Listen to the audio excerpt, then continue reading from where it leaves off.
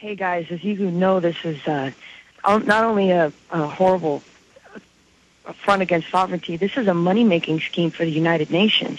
As part of the clean development mechanism that's in the Kyoto Protocol, there's what's called the share of proceeds. The United Nations is literally collecting money off of all of these emissions credits that they're creating through the clean development mechanism, and they suspect that they're going to have almost 3 billion emissions credits created by 2012.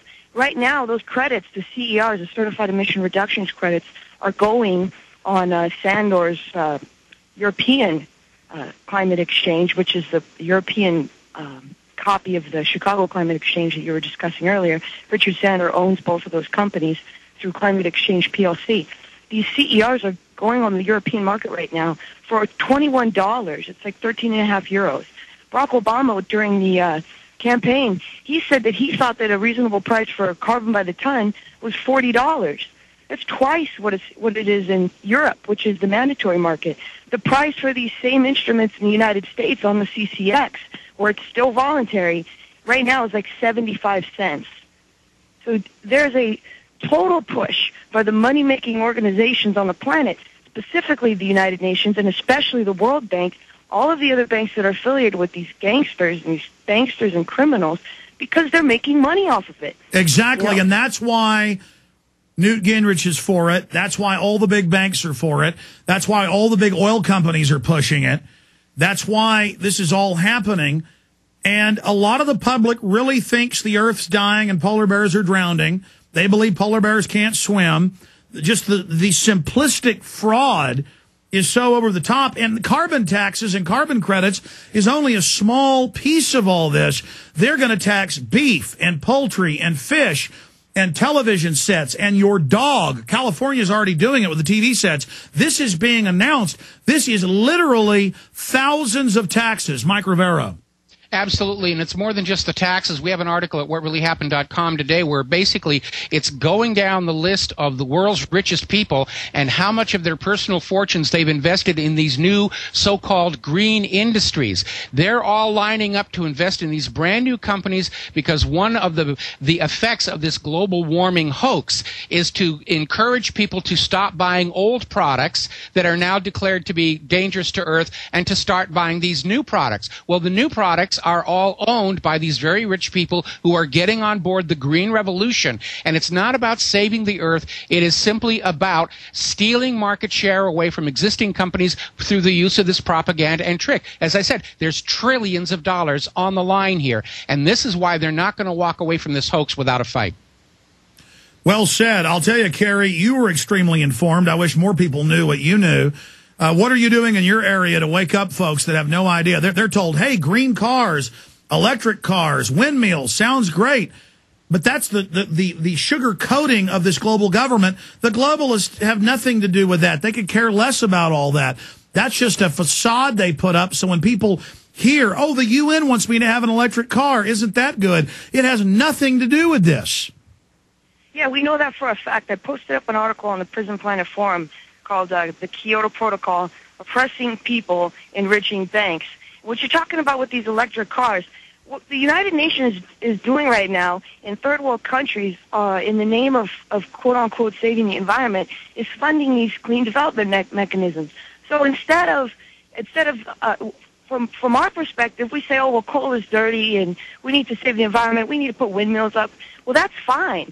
But when you live in China and the UN comes in with funding from the World Bank and says, we're going to build a hydroelectric dam here because it's clean. And by the way, all you 1 million people who live here, yeah, just leave. The clean development mechanism... Well, it's worse than that. It's worse than that. It allows the UN to selectively give the contracts and the money to select corporations that fund the United Nations. So it's a takeover of the global economy by a select group of corporations. Thank you, Kerry. Great points. Rusty in Texas. Rusty, you're on the air. Hi, Alex. Last night I received a recorded message from Randy Nagelbauer, our congressman here in West Texas, and he was talking about the carbon tax, the carbon credits and everything.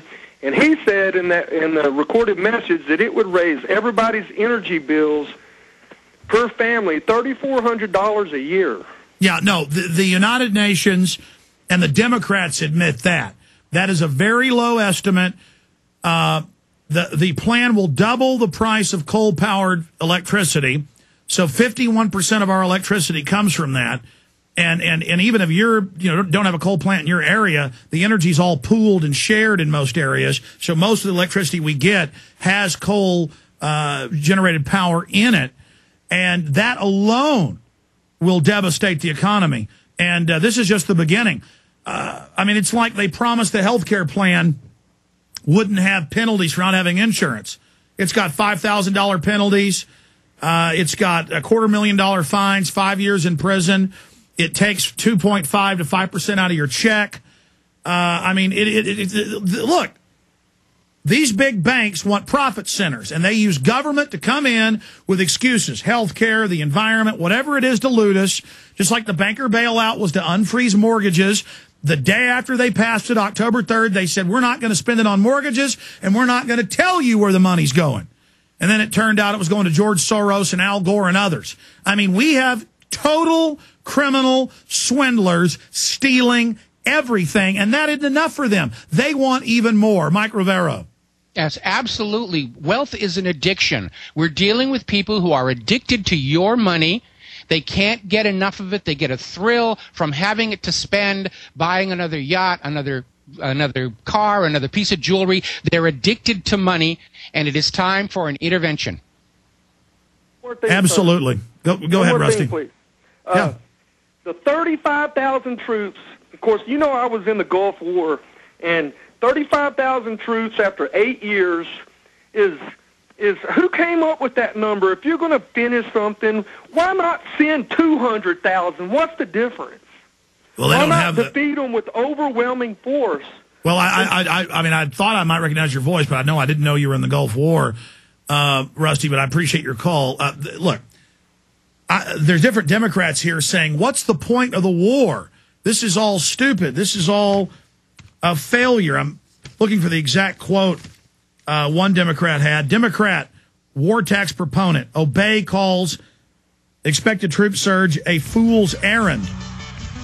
Well, no. I mean, if you believe the fake objectives we're told on the news, bring democracy to Afghanistan, give me a break. But for the real objectives, it's a great success. $500 billion a year in opium, hundreds of billions in oil, hundreds of billions in no-bid weapons contracts for all these fat cat companies. It's not a fool's errand. Our troops are there to engage in the looting. They're there to hold the ground so the banks can take over.